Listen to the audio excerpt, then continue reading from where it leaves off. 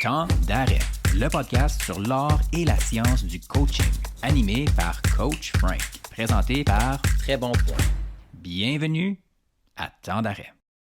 Comment est-ce qu'on peut créer un environnement qui va justement être propice à ça? Parce que, tu sais, bon, je pense que tu es un peu plus dans le milieu des affaires, comme tu sais très bien, tu Ouais. sais, comme moi, je suis un peu plus dans le monde du sport.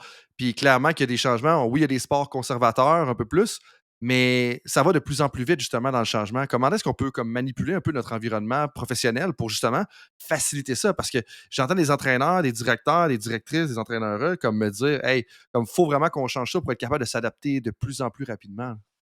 Ouais, tout est c'est important. Puis cette idée d'adaptation, elle est clé. On n'innove pas pour le plaisir d'innover, mais on innove pour s'adapter, pour continuer d'exister, pour avoir un meilleur impact.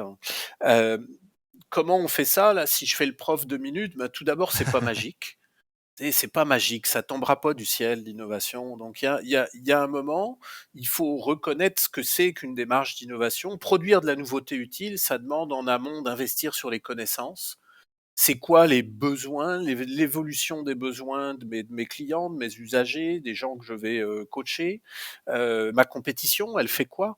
Dans les autres fédérations ou les autres coachs, ils travaillent comment? Ils font comment? Et puis, les technologies, qu'est-ce qui peut m'aider dans ma démarche? Si je suis capable d'utiliser, par exemple, des logiciels de simulation, ben, pourquoi pas, mais il va falloir apprendre. Et puis, c'est quoi les défis? Les défis aujourd'hui, environnementaux, équité, diversité, inclusion. Donc le point de départ de l'innovation, c'est d'abord de faire le point, de se donner un état des lieux sur le monde qui nous entoure, et à la fois en termes de défis puis d'opportunités.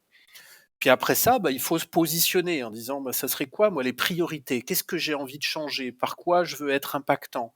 C'est quoi la différence que je veux faire? Puis là, on peut générer des idées, on peut partager des idées.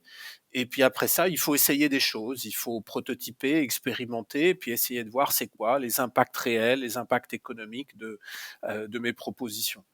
Mais ce qui est important pour moi, c'est cette espèce de chaîne de valeur là. Investir sur les connaissances, générer des idées à partir des problèmes qu'on caractérise, les mettre à l'épreuve et puis essayer de voir si elles sont viables et impactantes. Puis la dernière partie de ce que tu mentionnais, pour moi, elle est particulièrement importante. Tu sais, en 2016, on a un peu challengé dans un article avec Wade Gilbert et Pierre Trudel le développement des entraîneurs. Puis on dit qu'il fallait qu'ils tendent davantage justement vers l'innovation. Puis nous, on mettait de l'avant, là, je me rappelle plus de la référence, si c'est Dyer ou quelque chose. Chicane-moi pas si j'ai pas exactement la bonne référence. Là. Mais trêve de plaisanterie, on parlait de l'importance dans les 5 comportements. Il y en a 2 que tu as ressortis. Tu sais. Un, je pense que quand tu parlais de faire l'état, faire le point, mais nous, un des comportements qu'on mettait en avant, on disait, probablement que si on veut être un innovateur ou une innovatrice, il faut davantage observer, mais observer pas dans le sens d'observer ses séances d'entraînement, c'est observer ce qui se passe à travers le monde, observer ce qui se passe ailleurs, puis observer ce qui se passe déjà en ce moment. Puis le deuxième point que je trouve Ouais. intéressant, puis c'est là que j'aimerais ça t'entendre peut-être aller un peu plus loin. Tu sais, tu as fait allusion à l'expérimentation, tu sais, Mhm. d'essayer des choses. Mais des fois, les gens ont un peu peur d'essayer des choses. Qu'est-ce que tu leur dirais à ces gens-là que, comme, ah, ben, tu sais, on veut pas trop prendre de risques parce que, justement, comme on veut que nos choses, ils continuent à rouler. Ouais, bah, sur le premier point, pour moi, c'est fondamental, là, tu sais, d'être capable de, j'aime bien cette expression-là, de lever le regard. On le fait pas assez. C'est lever le regard. Qu'est-ce qui se passe autour de nous? C'est quoi les grandes tendances? Et qu'est-ce qui se passe pas uniquement dans notre secteur, mais dans d'autres secteurs? Puis de partager ça. C'est là où on va pouvoir commencer à parler de communauté aussi. Et puis le deuxième point, ben, on a un prix Nobel d'économie en 2006, Edmund Phelps, qui a démontré qu'aujourd'hui, il y avait plus de risques à ne pas innover qu'à innover. OK. Donc, on n'a pas le choix. Si on veut continuer d'exister, d'évoluer, ben, il faut adapter nos pratiques, il faut essayer des choses, parce que si on n'essaye pas, on ne saura pas si ça marche. Là. On ne saura pas si ça marche pas non plus, tu me diras. Mais il faut avoir le courage d'essayer des choses, parce que sinon, on reste au même niveau que tout le monde. Quoi. On ne fera pas de différence. C'était quoi les risques, justement, si on restait plus vers le statu quo que d'aller justement vers l'innovation? Est-ce que tu en sais un peu plus sur la démarche qu'il a pris puis sur ce qu'il a démontré ou? Ouais, c'est un économiste, hein, donc il a mesuré beaucoup à haut niveau, entre pays, entre régions, entre entreprises. Les risques, c'est la stagnation. C'est qu'on n'est pas. Il y a le fait que la compétition, elle risque de nous dépasser, ça c'est certain. Mais aussi, puis ça pour moi, le plus grand risque, c'est qu'on on serait pas. Puis en sport, on peut comprendre ça, mais c'est qu'au fond, on serait pas à la hauteur de notre talent. Mmh. Si t'essayes pas des choses nouvelles, tu restes toujours à la limite moyen ou conventionnel. Il y a un vrai risque de stagnation, quoi. Ouais, ouais, Alors que ouais. de changer d'angle, changer de regard, ça va peut-être pas marcher, mais si tu essayes pas, tu sauras pas. Ouais, puis ça revient à un dicton sportif qui dit comme qu'une des choses, une des pires choses que tu peux faire, c'est juste de rester pareil. Tu sais, qu'à chaque jour, un Exact. peu, il faut que tu progresses, il faut que tu essaies de t'améliorer et tout ça. Puis là, tantôt, tu faisais référence au fait de partager, comme partager semble être un élément central. Là, j'utilise peut-être pas les bons mots, mais Ouais. justement d'amener à l'innovation. Puis que ça, que le partage, ben clairement que ça se passe dans les communautés. Puis nous, justement, dans nos travaux, on parle beaucoup des communautés de pratique. On veut créer des espaces d'apprentissage social. Comme c'est quoi le lien que tu fais justement entre l'innovation puis le partage à l'intérieur des communautés? Bah, je vais repartir, c'est un super bon point, mais je vais repartir d'un peu plus loin. Mais on a beaucoup fantasmé là en Occident là sur l'espèce de génie créatif là solitaire là. Le OK? type, il est dans son coin, puis il va arriver avec des idées, il va tout révolutionner. Puis quand on regarde l'histoire de l'innovation, c'est pas comme ça que ça marche. Les grands innovateurs, c'est des gens qui savent s'entourer, c'est des gens qui vont utiliser les autres pour tester leurs idées, c'est des gens qui vont aller trouver des compléments à l'extérieur aussi sur leurs idées, donc qui travaillent de façon collective.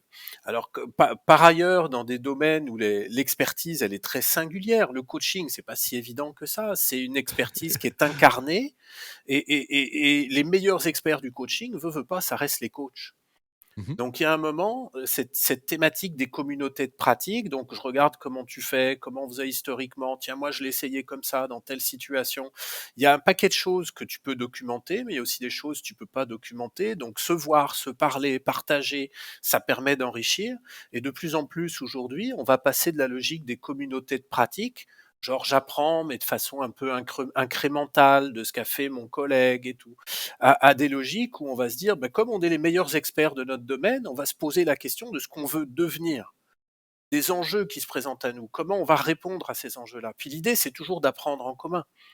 On peut apprendre en commun sur le passé, sur le présent, mais on peut peut-être aussi apprendre en commun sur l'avenir, puis essayer de se dessiner un avenir. Ça, c'est les communautés d'innovation. Puis le dernier point que tu mentionnes est tellement important pour moi. Où est-ce que c'est une des meilleures choses qu'on peut probablement faire comme professionnel dans beaucoup de domaines, c'est d'anticiper ce qui va se passer. Puis ça fait un lien où est-ce que j'écoutais un podcast qui discutait des travaux qui ont été faits sur les serial winning coaches, donc les entraîneurs Mhm. couronnés de succès. Et longue histoire courte, ces entraîneurs-là, ils ont eu du succès à 2 événements internationaux ou de haut niveau, là, tu sais, comme pas juste une fois, à plusieurs reprises. Puis Ouais. l'auteur de ces travaux-là, il mentionnait ils sont toujours en train de regarder ce qui va se passer dans le prochain cycle ou même dans le deuxième cycle olympique, donc dans 4 ou 8 ans. Et puis ça, je trouve que des fois, on a tendance à trop regarder en arrière dans le présent puis pas anticiper ce qui va se passer. J'aime beaucoup là ce que tu amènes parce qu'en innovation, de plus en plus, on va parler, tu sais, on parle de communauté de pratique, de communauté d'innovation, on va parler aussi de communauté d'anticipation. Des communautés qui vont ensemble essayer d'imaginer des scénarios possibles sur ce qui pourrait arriver, puis de se Hmm. dire, ben voilà, si par exemple l'intelligence artificielle générative se met à accélérer, nous comment on se positionne à ça, si par rapport à ça. Si l'informatique quantique se développe comme développe ses promesses comme elle le fait aujourd'hui, comment nous on va être prêts, puis comment ça va impacter nos pratiques, notre industrie, etc. Ça fait partie de l'innovation. Être capable de se donner de la hauteur de vue, mais aussi de se donner quasiment des feuilles de route, des scénarios d'exploration. Ouais, puis je vois ce travail-là prendre place en équipe aussi en tant que tel. Dans le Ah sens oui, que à l'intérieur d'une équipe, tu veux pas juste te contenter de régler le problème qui est en avant de toi puis de voir ceux-là qui vont venir. Mais là, tu sais, justement, comme tu parles de communauté d'innovation, moi j'ai lancé le terme de communauté de pratique, tu parles de communauté ouais. d'adaptation, là, si je te cite bien. Comment est-ce que tu D'anticipation. d'anticipation, oui, excuse-moi. Ouais, ouais. Comment est-ce que tu définis comme une communauté d'innovation, là, une personne qui dit Hey, moi je pense que ce serait important pour nous puis là, il en parle, hey, on devrait se lancer une communauté d'innovation. Comme, comment tu décrirais ça à quelqu'un qui peut-être connaît ça un petit peu moins théoriquement que toi puis moi, mettons?